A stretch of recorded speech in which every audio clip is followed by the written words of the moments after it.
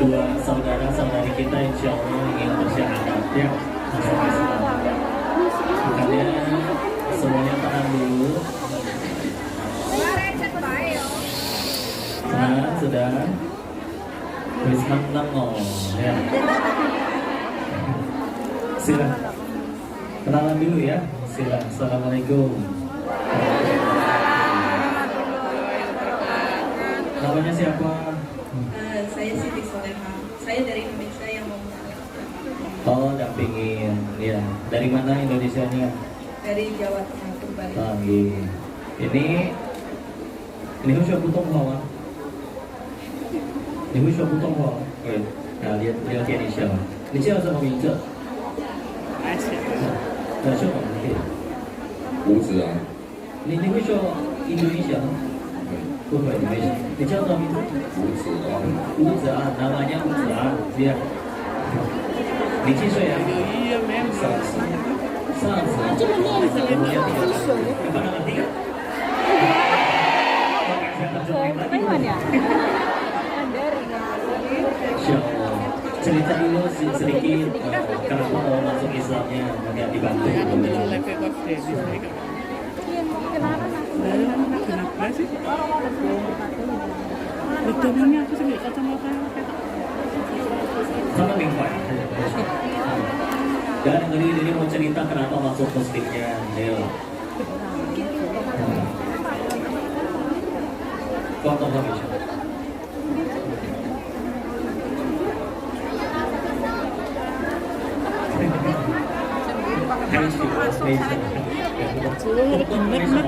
跟女朋友一起感受一下这个穆斯林。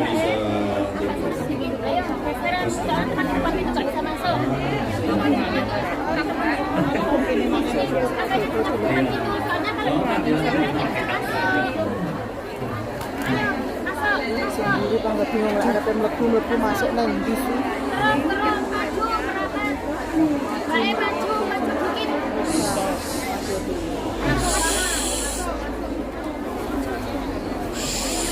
同你朋友一齊，咁就想感受呢個穆斯林嘅文化。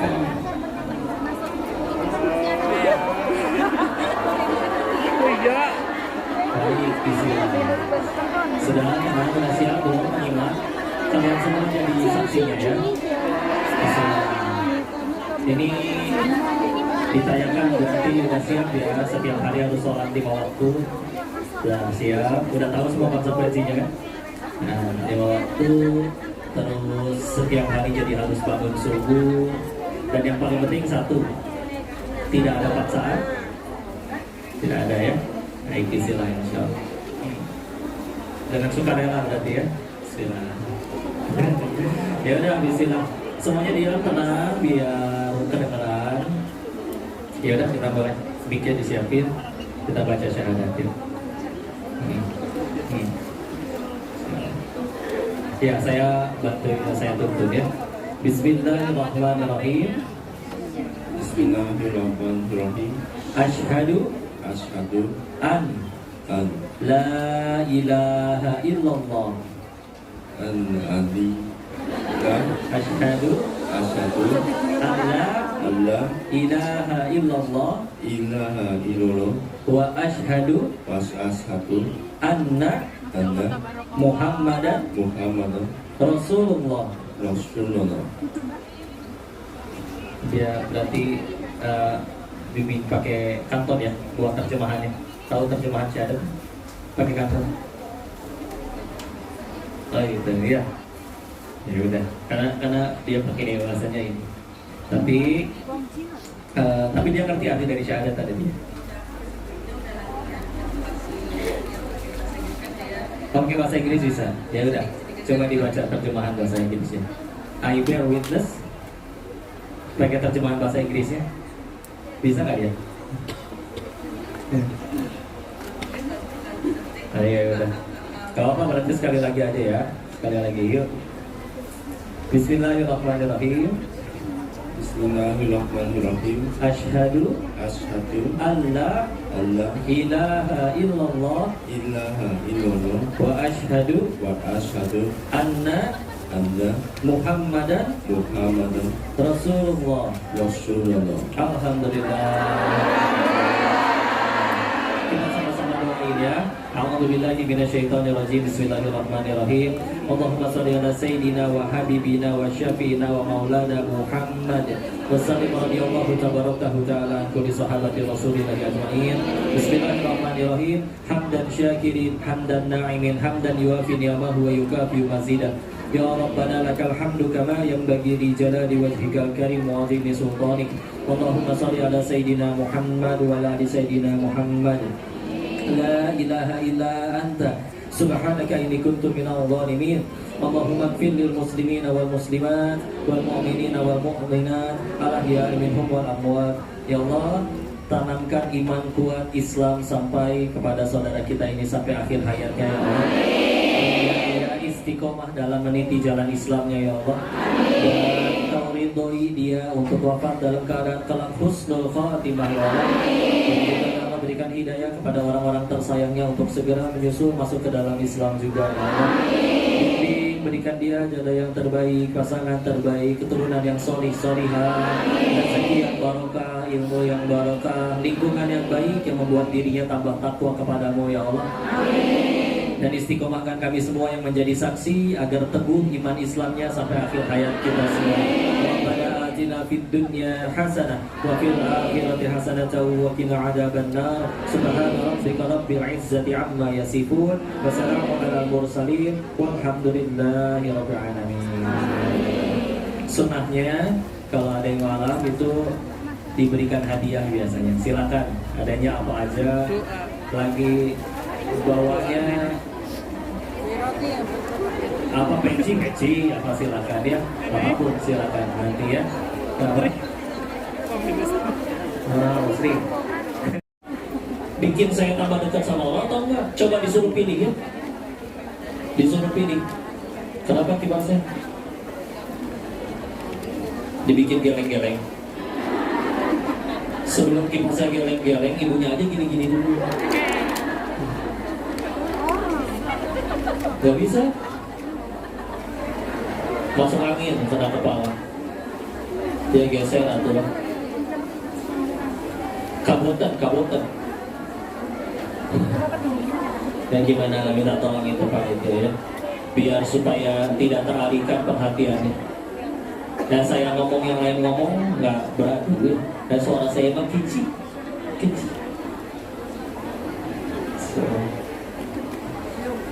Sudah lanjut? Itu ya, salah fokus. Disuruh pilihlah artis itu misalkan sama Allah. Oke, semua kembali memuji, semua kembali memfollow, endorsan sinetron kembali rame. Tapi belum tobat-tobat, kan repot. Gimana? Belum diampuni.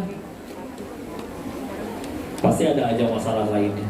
Di balik, mungkin netizen masih mencaci, menghujat, tapi dari hatinya udah tobat nasuhan, udah rela kesehariannya ikut sama aturan Allah. Bismillah, dan Allah sudah ampuni, bisa insya Allah selamat, aman, nggak apa-apa. Jadi berarti kalau ada masalah nggak boleh nangis, boleh, tapi nangis juga ada dua. Ada yang nangisin masalah, ada yang nangisin dosa penyebab masalah. Yang mana yang jadi solusi? Nangisin masalah atau nangisin dosa? Kadang kita lebih sering nangisin masalah. Kenapa kamu diputusin pacar nangis? Iya kok. Sebelum aku putusin, 1 jam sebelumnya aku beliin pacar aku dan sekeluarga iPhone 15 Pro Max. Jadi masalah tekor duit dia. Nangis. Ada yang nangis juga, kenapa kamu diputusin pacar nangis? Iya kok, karena selagi aku bersamanya, aku melupakan penciptanya. Gaya, tetap nangis ya. Tapi kan beda kualitas nangisnya. Ya Allah, pacar nelpon tengah malam berangkat, aku padahal suruh mandi susah, suruh sholat susah. Pacar nelpon, oh berangkat, pinjam jaket temen, dandan rumah ya. Begitu Allah manggil, hayya 'alal falah, mari kita menggapai kemenangan, antar nggak peduli. Padahal jangankan pacar, satu dunia cinta sama kita, orang nggak suka, repot. Satu dunia bikin grup WA, pengen kompakan nyelamatin si Koko ke surga, yuk. Kata yang punya surga, saya nggak boleh masuk, nggak boleh. Ya, tugas kita tuh aslinya lebih harusnya tuh ya, sibuk melayakan diri kita aja di hadapan Allah. Kok berarti pengen kaya? Boleh, boleh, tapi rumusnya sama. Jangan tunggu kaya dulu baru sedekah. Sedekah dulu nanti Allah jadiin kaya. Kok berarti pengen punya jodoh? Boleh, boleh, rumusnya sama. Jangan tunggu imam yang soleh dulu baru jadi soleha. Soleha dulu nanti Allah kirimin yang soleh. Yang jomblo angkat tangan. Tembus banget tuh semua. Kalau di sini jomblo semua. Sudah ada teman-teman. Saya tanya kayak gini bukan pengen nafkahin ya. Bagi saya udah cukup ada Teh Yunda aja ya. Boleh?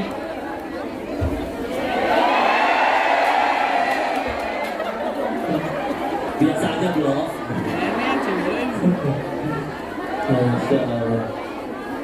Enggak, yang punya yang belum punya jodoh, nih tenang. Kalau kasih tahu, pasti akan ketemu. Bukan cepat atau lambat. Paling cepat ketemu di dunia, paling lama di surga. Iya kan? Nah itu dia pertanyaannya. Berarti yang lebih harus kita pikirin apa? Saya kan pantas gak ya ke surga?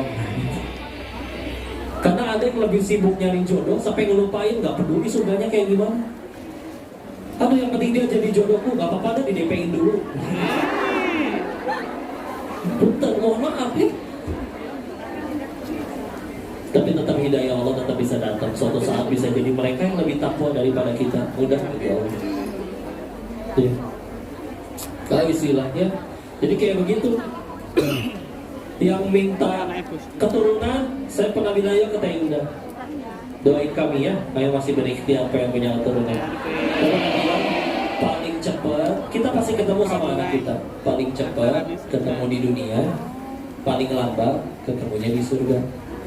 Cuman pertanyaannya sama, kita pasti ke surga atau enggak? Makanya, yuk yang harus lebih kita sibukin bukan sibuk berusaha dapat jodoh atau dapat tujuan kita, tapi dapat nggak kita ke surga? Daripada suruh pilih di dunia dapat semua yang dipengen, tapi nggak ke surga ya? Enggak kan? Berarti asalnya yang paling kita pengen apa? Ya, tanpa sadar kita mikir kayak gitu. Ya udah, Bismillah. Dan semua yang gak enak terjadi sama kita seumur hidup. Contoh, teman minjem duit tapi galakan dia. Emang ada yang gitu di Hongkong? Ngapuknya pakai bahasa kantor. Masya Allah. Apapun itu ya, itu semua cuma karena satu alasan. Allah pengen deketin kita ke surga. Udah gitu aja. Jadi jujur-jujuran aku pengen ke surga. Kalau ditanya Nabi Adam aja diusir dari surga, dosanya 1. Kita pengen ke surga, emang dosanya 1? 1 gunung. Terus doa, pede banget. Ya Allah, berikan aku surga, tetanggaan dengan Nabimu ya Allah. Malaikat geleng-geleng, amalannya apa bayang ini? Begitu dicek, sholat beberapa rakaat dulu, istighfar jarang, sedekah diirit-irit. Tapi Allah pengen ngabulin. Oke, saya tetap pengen dia ke surga. Loh, gimana amalannya kurang ya Allah? Dikasih fasilitas. Tadi yang gue tanggalkan dia, kumpulin dosa itu tadi. Ini sedikit hadis tentang utang ya. Kalau kita ngutangin orang 10 juta misal, dia minjem tanggal 1, janji dibayar tanggal 10, maka di hadapan Allah kita dianggap sehari sedekah sebanyak jumlah utang itu. Jadi ibu minjeminnya 10 juta nih bu, tapi dari tanggal 1 sampai tanggal 10 itu udah sehari 10 juta ibu dapat, dianggap oleh Allah ibu udah sedekah 100 juta. Nah ini dia, kalau dari tanggal 10 udah janji ternyata gak bayar, entah dia kabur, entah dia datang dengan baik-baik, izin saya belum sanggup, dengan cara apapun, maka dari hari dia gak bayar sampai entah kapan, maka per hari dianggap sedekah 2 kali lipat dari jumlah utangnya.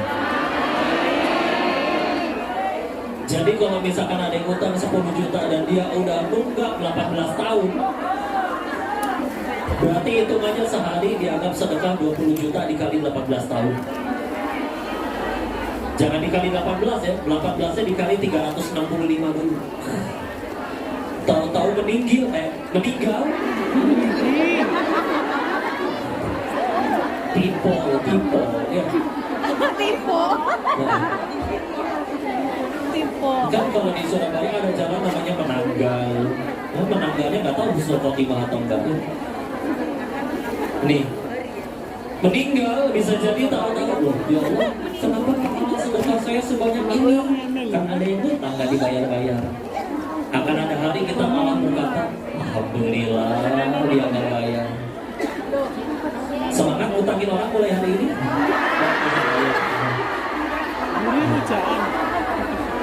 Dan Allah tuh adil ya. Ini hadis bagi orang yang utangin. Jadi yang utang nggak boleh ngerasa pede dengan hadis ini. Oh, dia malah berkata, ya kamu tuh terima kasih saya utang sama kamu. Nggak kayak gitu, nggak boleh ya. Karena bagi yang utang beda lagi nanti ayatnya, hadisnya. Ya, puntenlah satu ibadah serajin-rajinnya, Quran hafal segala macam, sengaja utang nggak bayar, yang diutangin gak ridho, terhalang sudah bro. Ya. Kita tahu yang pertama dihisab ketika meninggal adalah sholatnya, bukan utang, bukan sholat. Tapi ada lanjutannya. Ketika dan dilihat raport sholatnya kita udah lulus, baru dicek punya utang nggak dia. Kalau punya utang, belum boleh masuk dulu ke surga. Mudah-mudahan anak-anak yang ingat buat bayar utang nih, atau yang diutangin nanti di hari akhir ditanya sama Allah, ikhlas nggak kamu didoain? Ikhlas, bos. Yang repot kan kalau enggak. Ya. Jadi kalau di Indonesia kudu hati-hati nih. Kadang-kadang ada yang kita tanpa sadar ngambil yang bukan hak kita. Contoh. Siapa yang di Indonesia pakai tabung gas 3 kilo? Tolong dilihat ada tulisan apa di tabung gasnya. Ya, betul ya. Kalau nanti ada orang yang betulan miskin pengen beli, kan itu jadi murah karena subsidi kan? Terus ada, berarti kan itu diperuntukkan bagi yang layak menerima subsidinya kan? Terus taunya dia seharusnya layak buat terima gas bersubsidi, tahu-tahu udah diborong sama yang kaya. Demi Allah ngambil yang bukan haknya itu. Udah bismillah kandi. Ya. Kalau di sini pakai gasnya apa? Nggak tahu. Oh listrik, gaya nyetrum. Masya Allah. Sultan, alhamdulillah. Contoh dulu kok. Kita balikin itu hanya untuk masyarakat miskin dan ini kepada yang bikin peraturan. Yang dimaksud masyarakat miskin di tabung gas itu adalah siapa? Nanti boleh dicari di Google undang-undangnya. Yang termasuk masyarakat miskin menurut negara Indonesia adalah yang berpenghasilan di bawah 1.500.000 sebulan. Maka kalau gaji kalian di atas itu, mohon maaf, kalian aslinya orang kaya. Tapi mungkin pura-pura miskin menurut itu. Jangan. Tokas gajian sejam doang. Masya Allah. Udah sebelum menanya, kalau pengen ingatin lah, ini penting tentang konsep rezeki, harus hafal semuanya. Rezeki manusia cuma 3, ulangi berapa? 1 yang dimakan jadi kotoran, 2 yang dikenakan menjadi usang, 3 yang diinfakkan di jalan. Ulangi nomor berapa? 1 yang dimakan, 2 yang dikenakan, 3 yang diinfakkan di jalan. Contoh, ini ada minuman buat saya, Bu. Buat saya. Berarti ini punya saya ya. Nyampe jalan ternyata tumpah di minum kucing atau semut. Berarti saya cuma disuruh Allah nganterin rezeki ini ke semut, ke hamba Allah yang lain. Kan mereka mau Allah juga, perlu rezeki ya. Mana yang jadi rezeki saya? Yang udah lewat sini. Benar? Contoh, di tempat kerjanya atau di rumah di Indonesia punya kulkas. Di dalam kulkasnya ada migar, minuman segar. Kenapa harus disingkat? Terus keponakan datang semua, digondol habis seisi kulkas. Rezeki ibu apa rezeki ponakan? Kita aja ngaku-ngaku punya kita kan? Kan kulkas saya, yang beli saya. Gak ada yang boleh buka tanpa seizin saya. Begitu diizinin, diminum ponakan, rezeki ponakan. So, cek saldo, punya internet banking? Orang itu terbagi dua katanya. Ada yang bahagia melihat buku tabungannya, ada yang sedih melihat buku tabungannya. Ibu yang mana? Masya Allah. Misalkan banyak, tahu-tahu anak di Indonesia nelpon, Ma, aku belajar nyetir nabrak. Apa? Kamu gak apa-apa saya? Gak apa-apa sih Ma, tapi harus ganti rugi. Berapa deh? 4 miliar.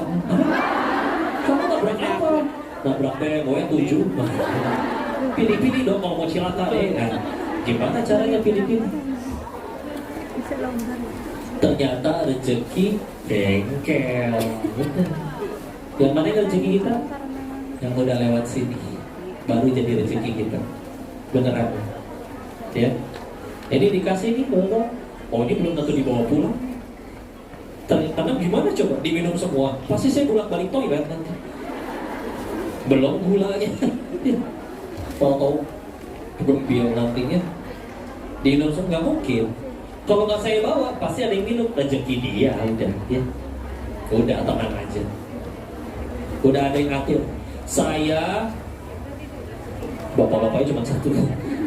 Saya, bapak, ibu, sehongkong, seplanet bumi dilarang mati. Ulangi. Sebelum semua rezeki yang Allah janjiin harus jadi milik kita, jadi kita terima semua, itu gak boleh mati. Kan waktu di alam rahim kita tuh ditentuin rezekinya, Bu. Nanti coba browsing hadis Arba'in nomor 4. Itu ada hadis dari Nabi, didengar oleh sahabat mulia Abdullah bin Mas'ud radhiyallahu anhu, itu menjelaskan waktu di alam rahim tuh 40 hari pertama sebagai nutfah, masih setetes mani. 40 hari kemudian sebagai alaqah, segumpal darah. Udah ketemu tuh sel telur sama sel sperma. 40 hari kemudian sebagai nutfah, masih segede kaca, jadi embrio. Ya. Setelah 120 hari atau 4 bulan, Allah utus malaikat, satu untuk niupin terus, kedua untuk nentuin perkara-perkara termasuk rezeki. Di tanggal berapa dia bakal terima apa dan macam-macam. Sebelum itu diterima semua, gak boleh mati. Gak boleh. Ada 2 hal yang akan selalu ngejar kita. 1, ajal kita. 2, rezeki kita. Gak mungkin ketukar. Kita mau urus ganti KTP, ganti paspor, tetap nyampe kalau rezeki kita. Benar? Ya. Terus kita suka salah mikir gini, kalau saya jujur gaji saya sebulan cuma segini kok. Tapi kalau sambil nakal, ya apapun dia jualan narkoba, kayak dia apapun yang gak baik misalkan, ya kayaknya bisa lebih banyak. Kita suka mengira kalau haram bakal lebih banyak kan? Ya. Kalau kata Allah bulan ini kita dapatnya 1 miliar, mau halal mau haram tetap. Ya. Ini kisah nyata ya, kejadiannya Ali bin Abi Thalib radhiyallahu anhu. Beliau minta pemuda buat bersihin kudanya. Ditinggallah sholat.